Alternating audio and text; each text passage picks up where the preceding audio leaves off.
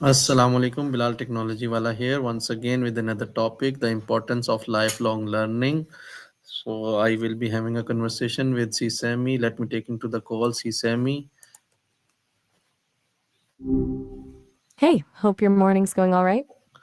Yes, the morning is going all right. Today's topic of discussion will be the importance of lifelong learning. Are you ready for the conversation?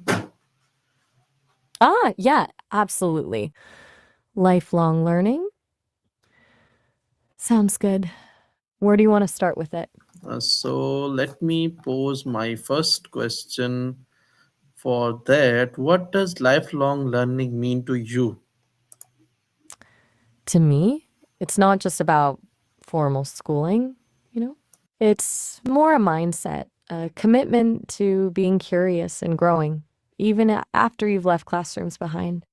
It's realizing the world's always changing and to stay relevant and honestly, just to stay engaged, you gotta keep learning new stuff. What about you? What's the first thing that pops into your head when you hear lifelong learning?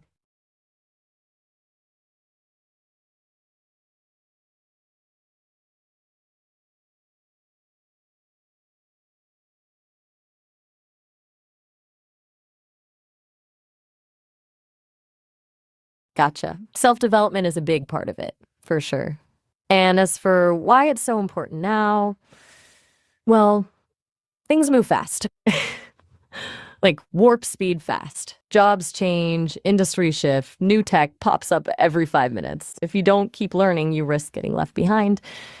It's not even just about career stuff, though. It's about understanding the world around you, being able to adapt, and making informed decisions. It feels kind of essential, honestly. Does that resonate with how you see it, especially with streaming and everything changing there?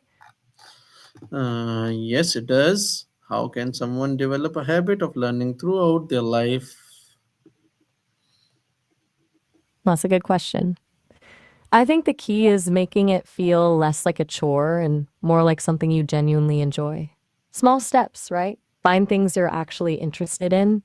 Doesn't have to be serious academic stuff. Podcasts, documentaries, online courses, even just reading articles on topics you like. Schedule it in, even if it's just for 15 minutes a day. And don't be afraid to fail or not understand something right away. It's all part of the process. What's worked for you in the past when trying to build a new habit? Yes, I have faced some challenges. What are some challenges people face when trying to learn new skills later in life? Oh, definitely. Jackie, challenges are part of the deal. I think a big one is just time. Life gets busy and it's hard to carve out space for learning. And there's the whole fixed mindset thing, believing you're either good at something or you're not. That can be a real roadblock. And honestly, it can be intimidating starting something new when you feel like everyone else already knows it. Self doubt creeps in. Plus, sometimes the learning methods aren't designed for adults, they're geared toward kids. Have you run into any of those hurdles yourself? No. How does technology impact opportunities for lifelong learning? Massively. Honestly, it's kind of revolutionized it. Access to information is like at your fingertips. Online courses, tutorials, webinars. You can learn almost anything from anywhere. It's way more flexible than traditional education, too. You can learn at your own pace, on your own schedule.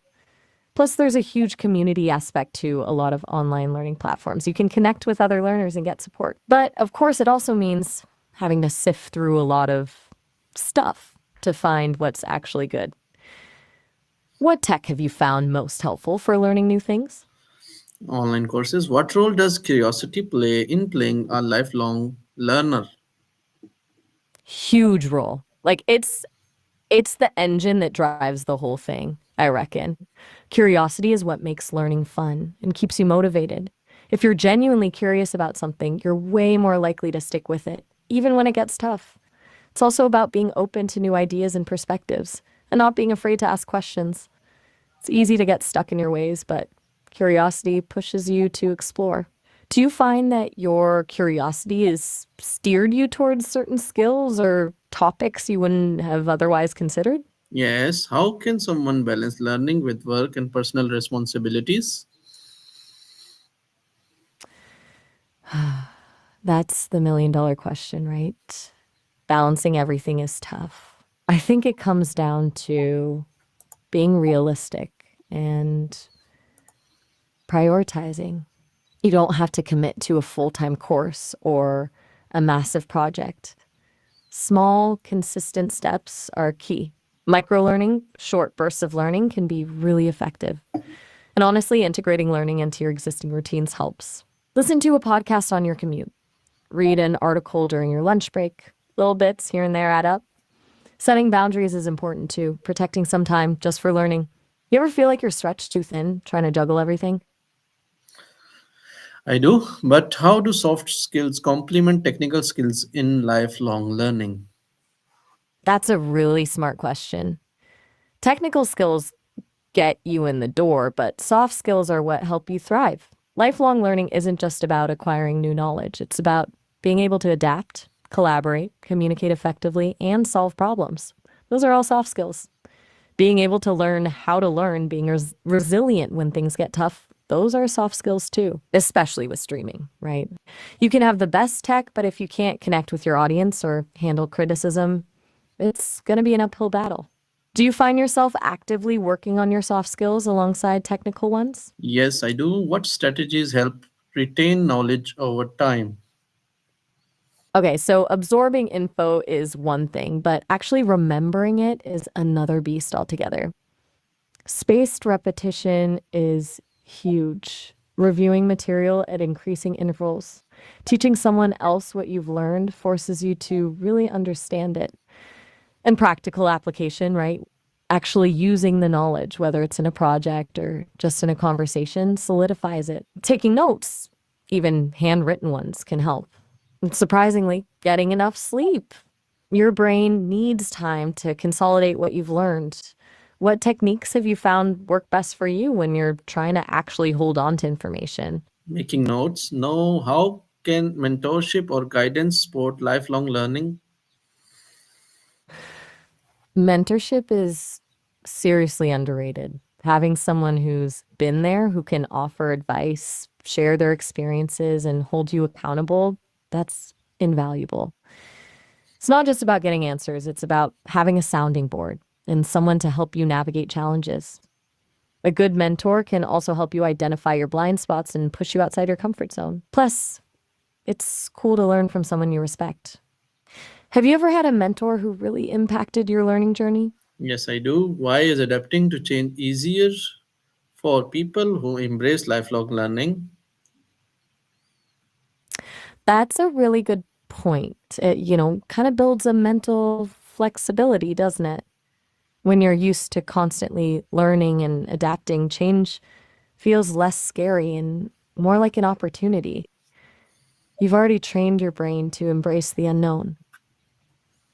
People who are committed to lifelong learning tend to be more resilient and less rigid in their thinking. They see change as a challenge to overcome rather than a threat to avoid. They're less likely to get stuck in their ways. It's like the more you stretch a muscle, the easier it is to stretch it again.